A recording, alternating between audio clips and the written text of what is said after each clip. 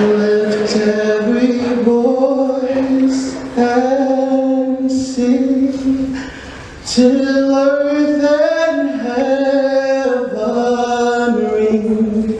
ring with the harmonies of liberty. Let our rejoicings rise high as listening skies. Let it resound loud as the rolling sea. Sing a song full of the faith that the dark past has taught us. Sing a song full of the hope that the present has brought us. They sing the rising sun of our new day begun. Let us march on till victory is won.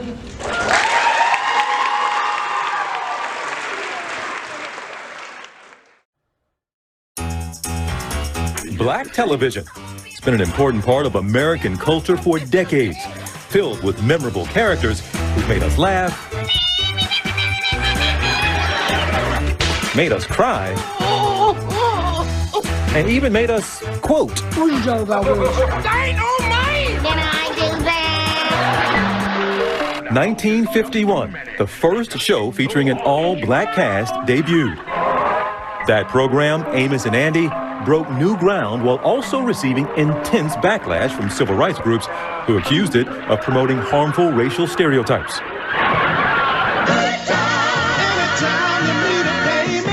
Then came some good times in the 1970s. Listen, for years, people going around saying, black is beautiful. They took one look at your family and said, hold everything. The decade offered a wide spectrum of the black American experience, from slavery in roots Kunta Kinte to the aspirational Jeffersons in their deluxe apartment in the sky. Well, don't just stand there, shorty. Get down.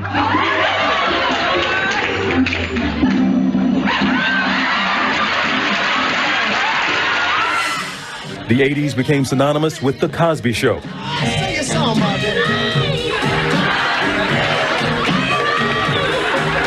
It shattered TV records and redefined what a black family on television could be. Now, your father and I have given you every advantage in this world, and what do you do? Well, it's like I told you. Don't answer me when I'm asking you questions. Keep your mouth shut. Black people can be doctors and lawyers. Black people are going to college. I think that it changed a lot of things with regard to television because, of course, the spinoff for A Cosby Show was A Different World. That show offered a glimpse of student life at an HBCU in Virginia. Son, I know you don't sit like that at your mama's house. Yes, I do. But then that's why she sent you away.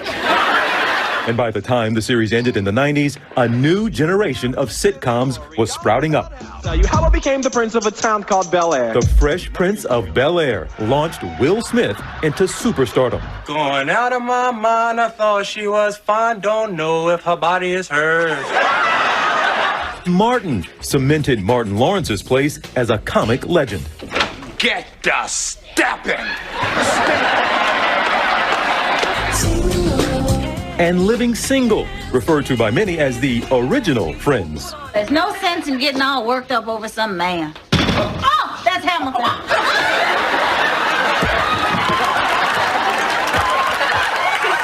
The television landscape of today is indeed a different world, with more black showrunners, black producers, and black stars than ever before. I mean, look at us. 30, single, black, out here thriving. A positive sign of what the future decades will bring. This is the world that we live in.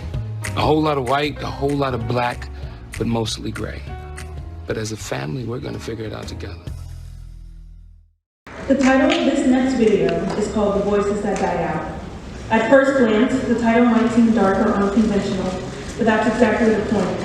This assembly is about breaking away from standards, especially those that have historically excluded Black people. In the video, certain words are highlighted for a reason.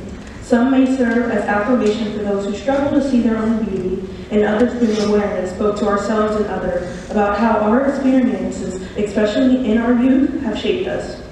Being a woman is hard, but being a Black woman is even harder. We are constantly told that we can't win, so we must win. We must speak up, and we must be unapologetically ourselves.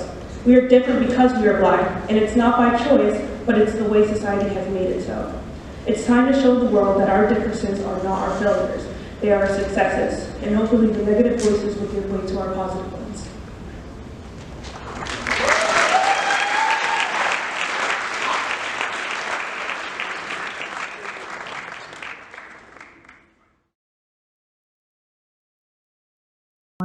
Real quick before you start, can you state your name and grade? Okay, I'm Nandi Pedro and I'm a senior. Hi, my name is Dior and I'm in 12th grade. Sydney Ashley, 11th grade. So, have you ever felt obligated to downplay parts of your culture or heritage because of what someone said? Yeah, so especially in late elementary school and middle school, the school that I went to was not very diverse at all, and I felt, I guess, more influenced and even by my own family sometimes to change my hair and to not really embrace my natural curl. I went to a PWI from like 1st grade to 8th grade, so I never had my curly hair out until I hit middle school, and it made me feel like really unauthentic, and it was like a lot of work fitting into the standards that I wasn't really made to be in. One thing that I did encounter experience is like somebody said that my nose is big. You know, noses represent like your African features. So it's just like, why would you say that? And you know, I mean, I'm an African descent, so it's just like, that's a part of me. One thing I noticed when interviewing these girls is that many of these moments had happened in their childhood. Whether it was a comment about their hair, their nose, the way they spoke, these experiences left a lasting impression. As kids, we don't always believe our voices matter. We're often told that adults know more, and there is truth to that. Adults do have more experience, and we can learn from them, always. It doesn't mean that our voices should be silenced because we're younger.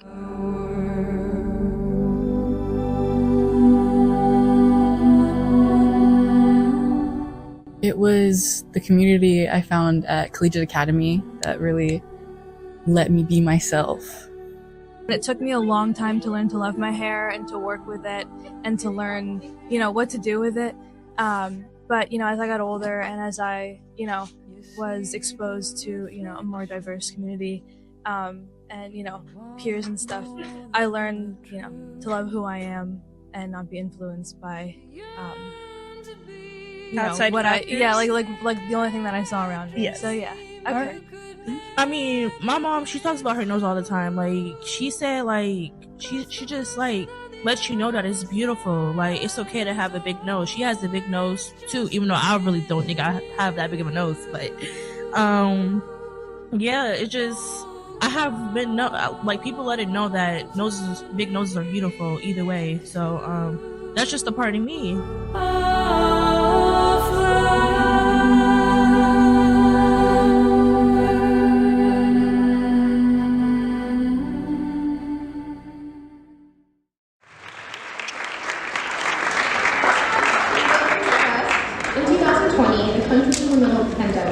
And although Washington, D.C. was getting ready to inaugurate a new president, a militant group of right-wing protesters attempted to steal the election as an act of domestic terrorism. Windows and furniture were broken, police were attacked, and several people were injured. Congress had to flee for safety, only to come back after midnight to confirm the election. January 6th shocked our nation. And one young woman, a poet, was finishing her poem in early time. Amanda Gorman was 22 and recently graduated from Harvard University. This poem thrust her into the spotlight and gave voice to a new generation of poets who, despite the pandemic and insurrection, voiced hope for the future.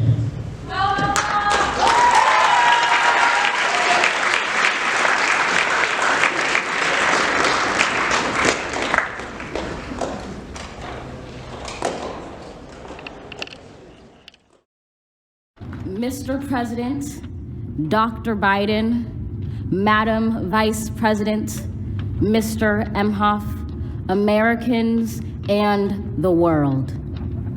When day comes, we ask ourselves, where can we find light in this never-ending shade?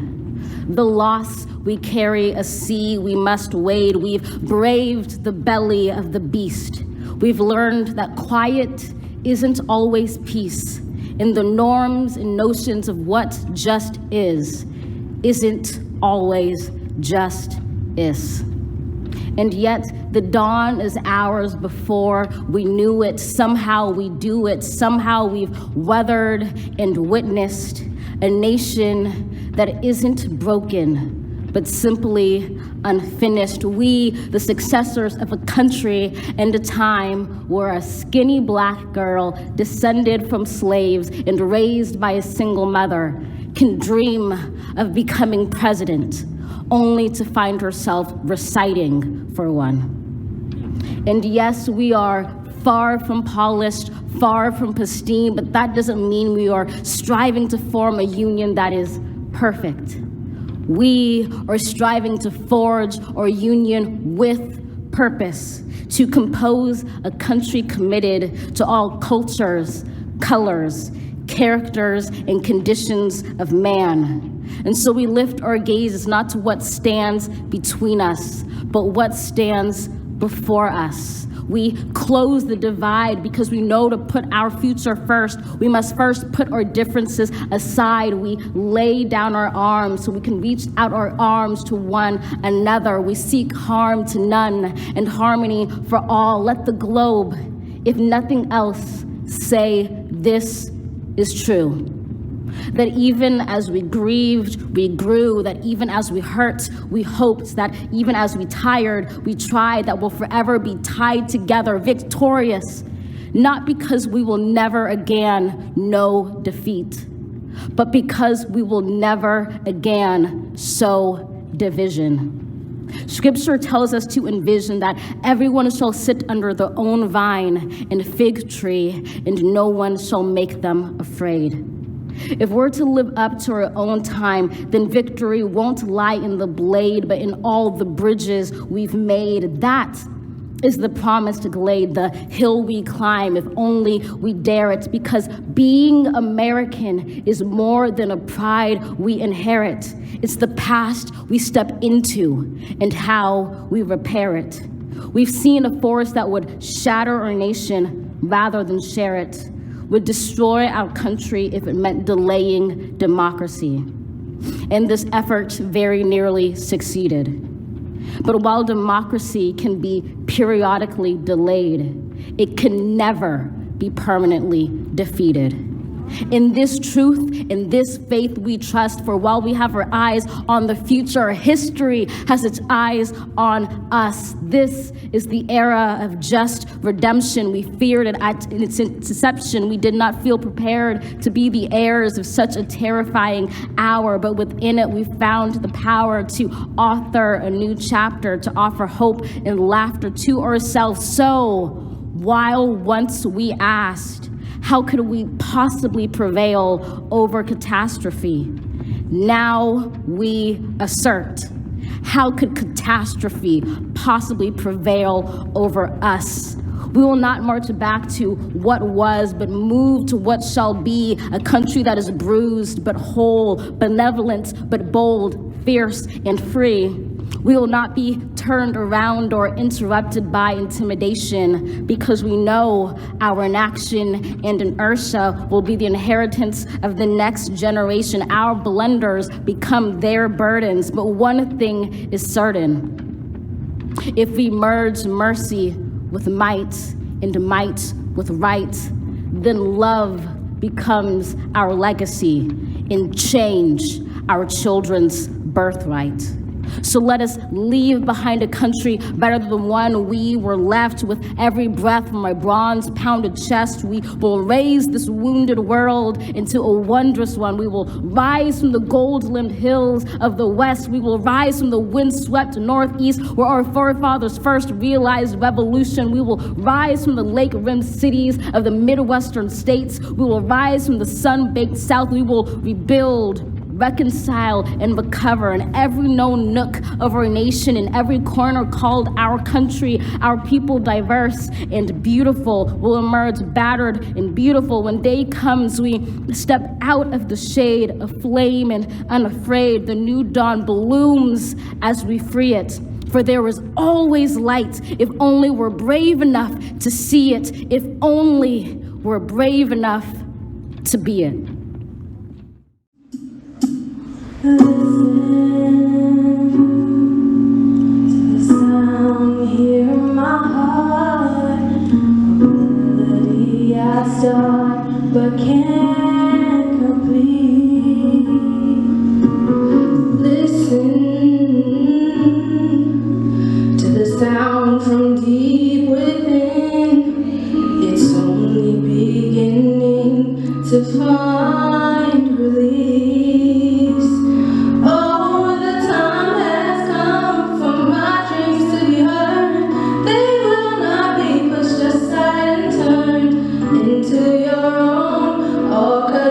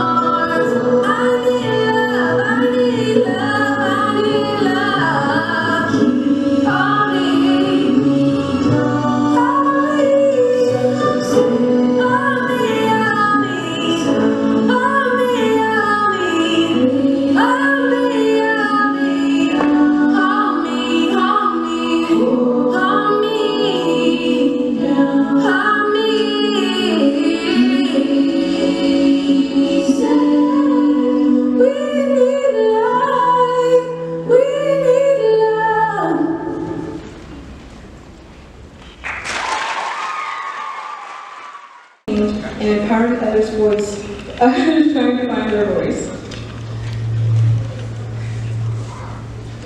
Sitting lights out was not an option for him. Born in Erie's west side to a large family that was involved throughout his young life in civic affairs, Horton's first active civic arrangement was to canvass for John F. Kennedy's 1960s campaign.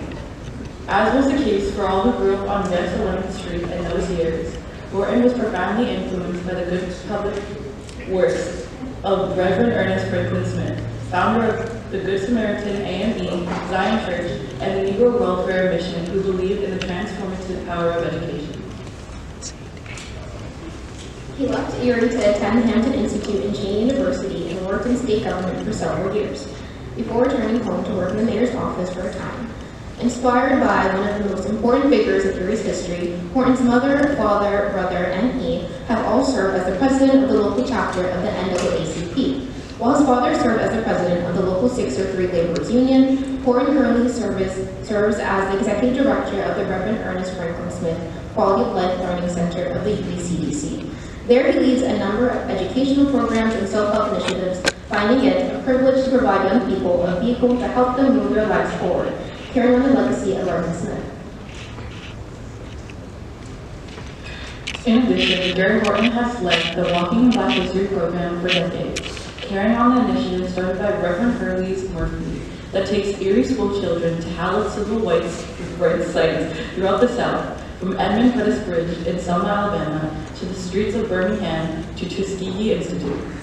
The annual visits South reinforce his sustained engagement with issues of great importance today, from neighborhood revitalization to voting rights.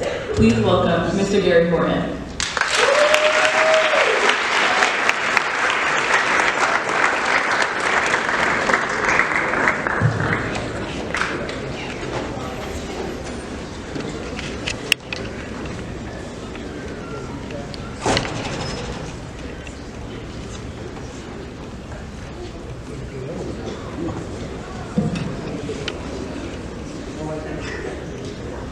Good afternoon. Good afternoon. I consider it a privilege to be here today to share with you an example of me finding my voice. I want to thank Miss Elena. I want to thank Celeste. I want to thank one of my workers in my after-school program, Awa, for the privilege of being here and the invitation. I thank you students here at Collegiate, the staff, administration, and I just thank God for the opportunity to share with you just a little bit of my background. I'm one of 11 children, born to a father who was born here in Erie, Pennsylvania in 1924. My family's been in Erie since the 19s. My great-grandfather was a blacksmith who came south. If you came to my house today and looked on my wall, you would see a picture of what looks like a white or Caucasian man who's my great-grandfather. I also have a picture on my wall of my grandfather, who could pass for being Caucasian. He was one of the only minority employees at the water department in the city of Erie for years. My grandfather helped integrate the swimming pool at East High. My mother helped integrate Florence Crittenham, which is a home for young ladies on East 6th Street who need a place to stay, maybe becoming a teen parent. I've grown up in the civil rights movement. I was 3 years old when Rosa Parks sat down on the bus. I was 8 years old when I was 11 years old when President John Kennedy was assassinated. I was 16 years old when Dr. Martin Luther King was assassinated. So I grew up in a time I'm young enough to still be here I'm old enough to remember those things. That a lot of the battles that were fought to allow me to have the opportunities that I have were paid for by other people.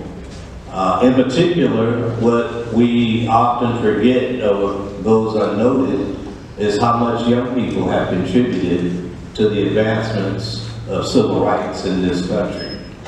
I've had the privilege of growing up in a household where my parents were a part of it. It had been mentioned that my father was the president of Labor's Local 603. At one time, that labor union was predominantly black. Now, less than 1% of the members of the labor force, the labor union in the city of Erie, are people of color. My mother worked at a factory on West 11th Street that's no longer there.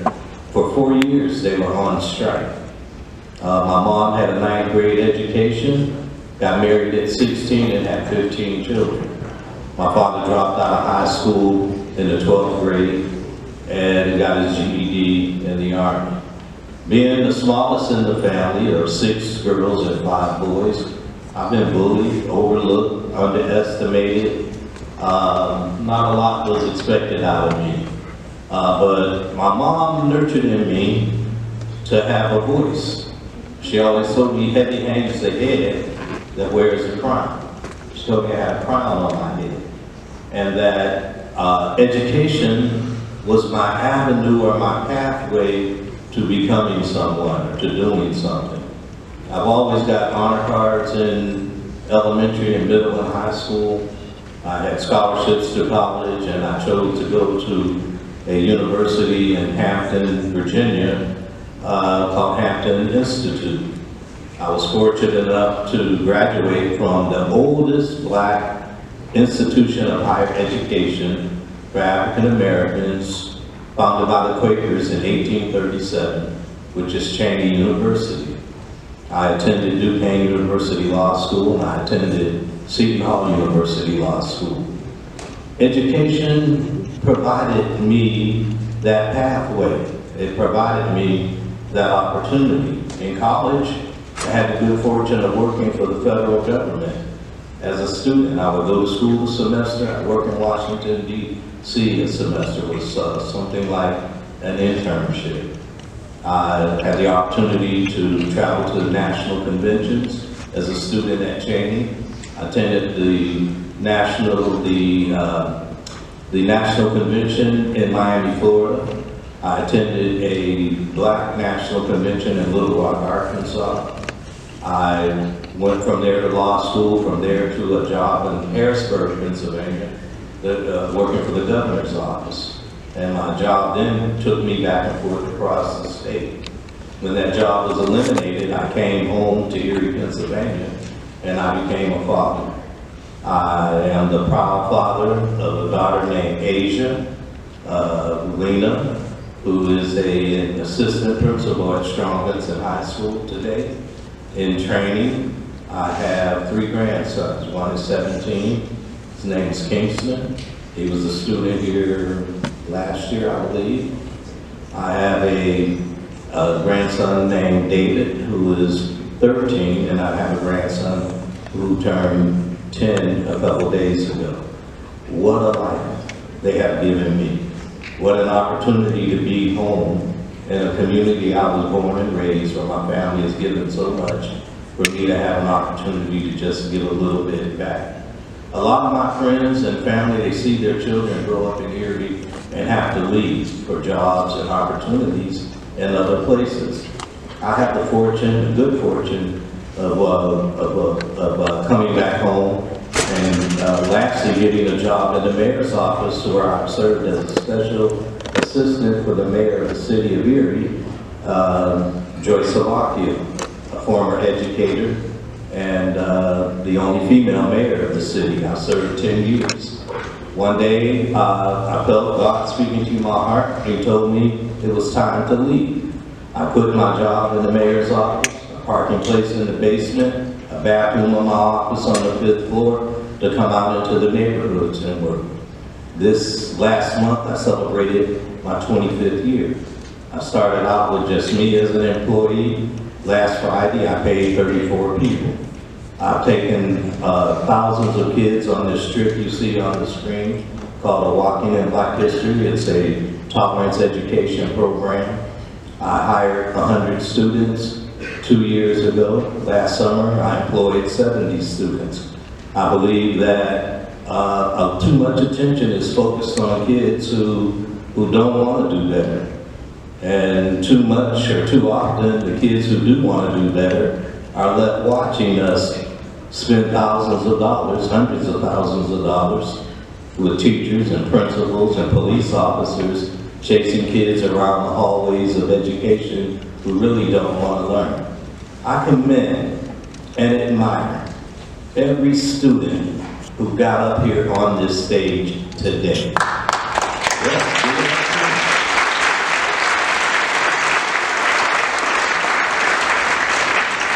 That's the best of collegiate. It is diverse and inclusive. That is the value that we bring in this community. Today, I have the good fortune of serving people from all over the world. New Americans, I call them. Legal immigrants.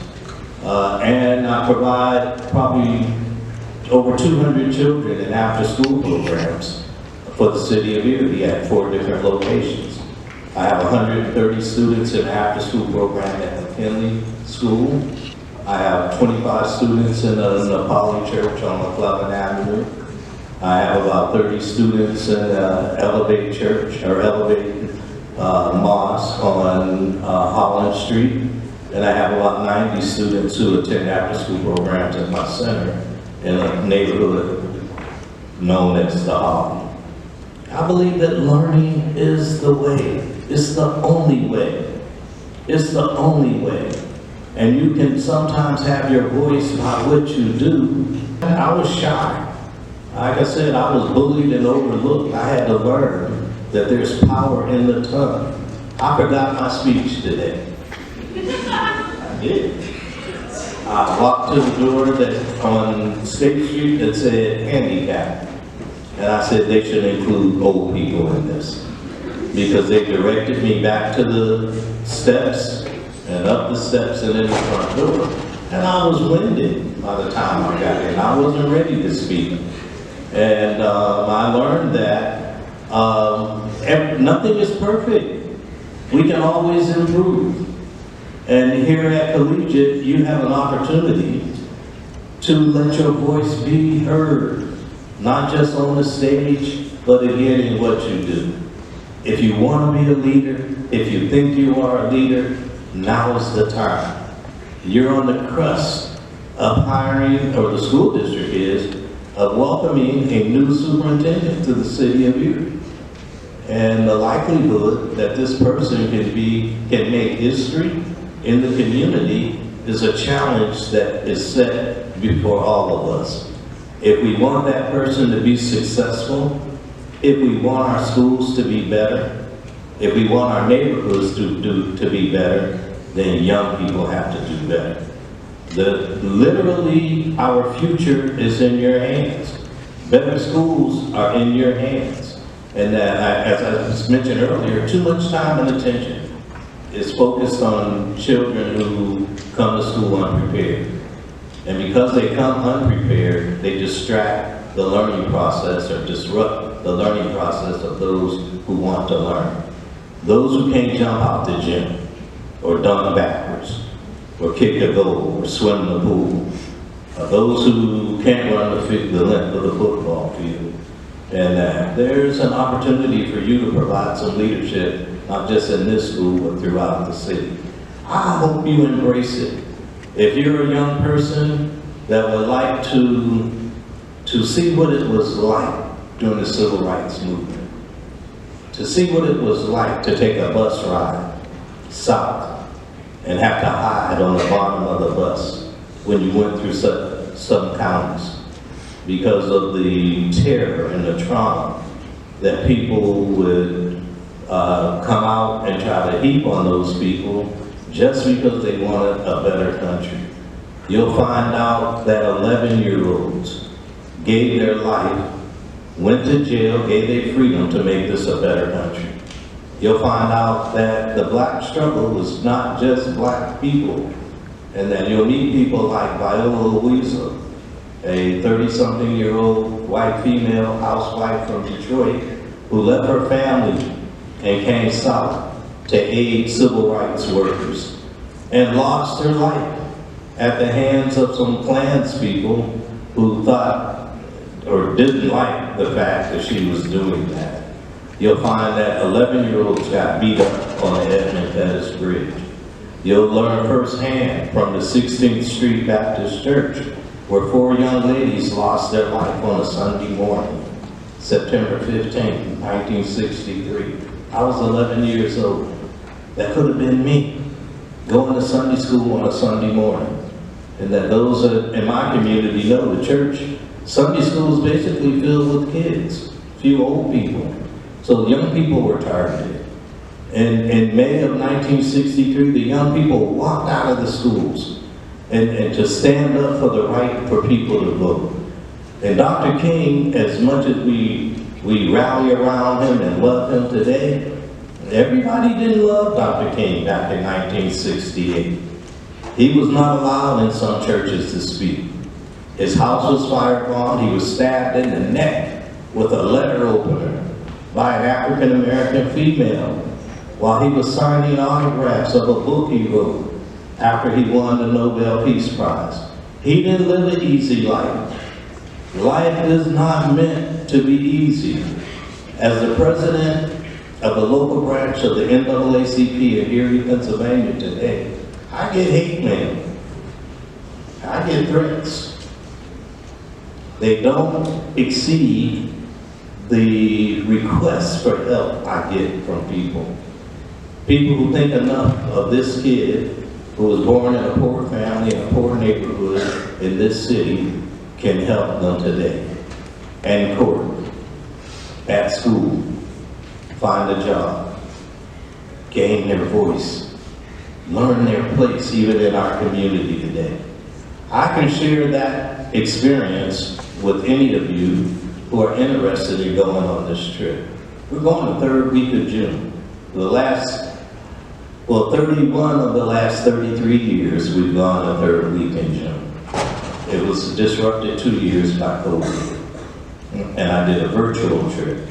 But if you're interested in not just reading about what happened in the civil rights movement, but you want to take that trip with us, we'll be having applications out. And we'll be taking approximately 40-some students down there this year, the 3rd week of June. We've always taken students from Collegiate, 1 or 2 or 5 or 10. If you would like to be in that number, you find your voice, let us know. I would be remiss if I didn't mention my friend who celebrated a birthday in heaven a few days ago, who was a part of this program and a part of this school. And that was Carla Hughes. And she was an instructor, a dance instructor here, a teacher, and she lost her life as too young.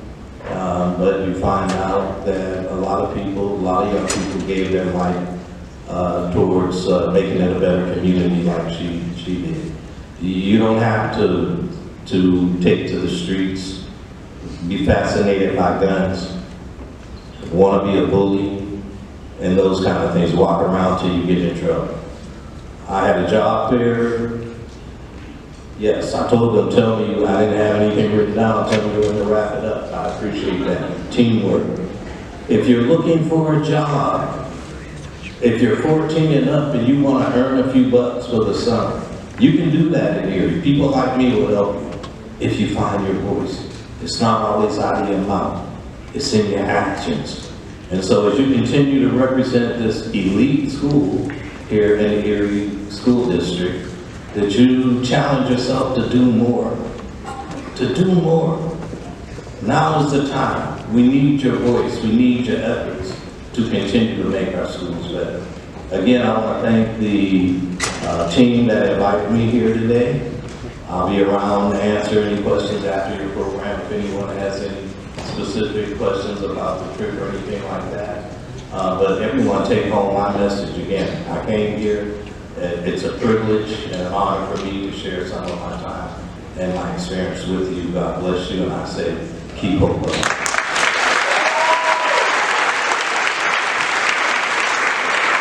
One or two guitars, bass, drums, one or more saxophones, and sometimes background vocalists. R&B lyrics often encapsulate the African American experience of pain and the quest for freedom and joy, as well as triumphs and failures in terms of relationship, economics, and aspirations. According to Icon Collective, hip-hop is a subculture and an art movement that emerged in the Bronx in New York City during the early 1970s. Its development reflected the negative effects of post-industrial economy, political discourse, and rapidly changing economy.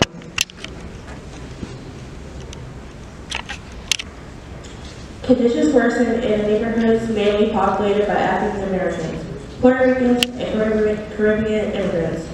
Urban discord also brought rising crime, gang violence, and poverty. For that reason, businesses closed their doors, causing many economic opportunities and sources of entertainment to evaporate. As a result, urban youth turned to the streets for recreation and self-expression.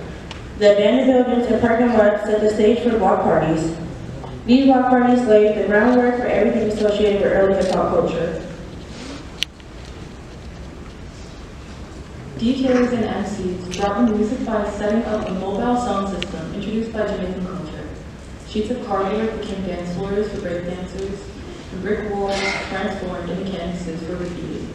The global influence of hip-hop culture has shaped music styles, fashion, technology, art, entertainment, language, dance, education, politics, media, and more. To this day, hip-hop continues to be a global phenomenon, developing new art forms that impact the lives of new and old generations.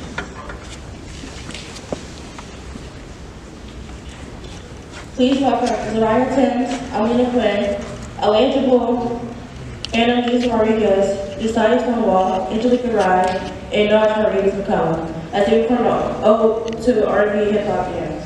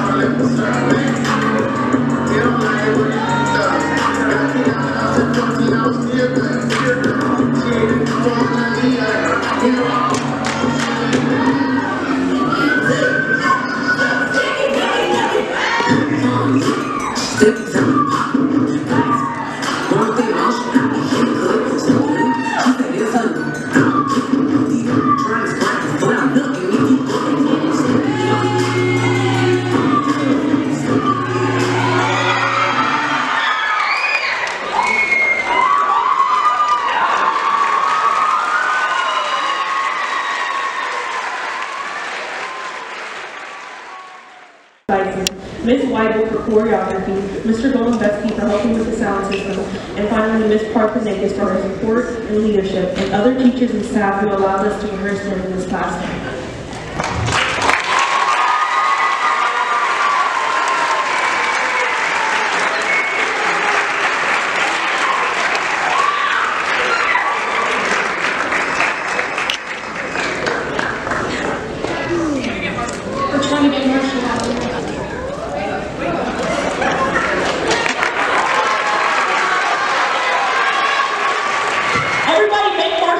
Right now. Say, Marshall, come out here!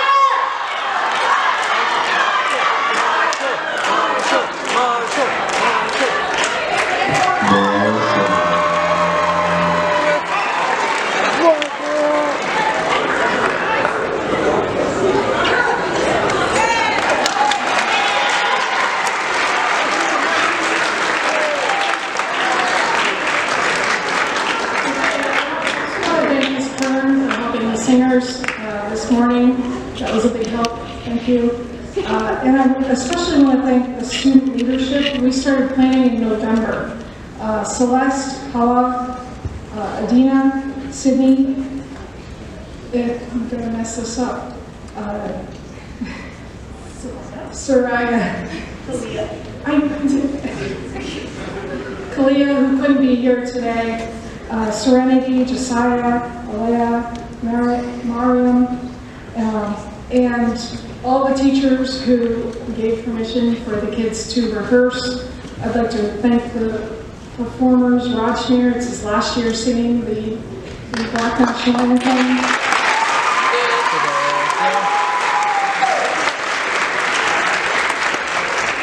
Angel, who's just a freshman, she's already wowing everybody.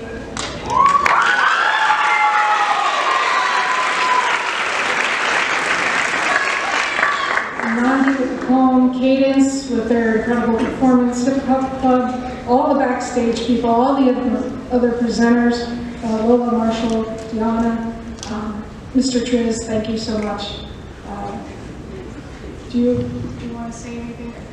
It's okay? Okay. Go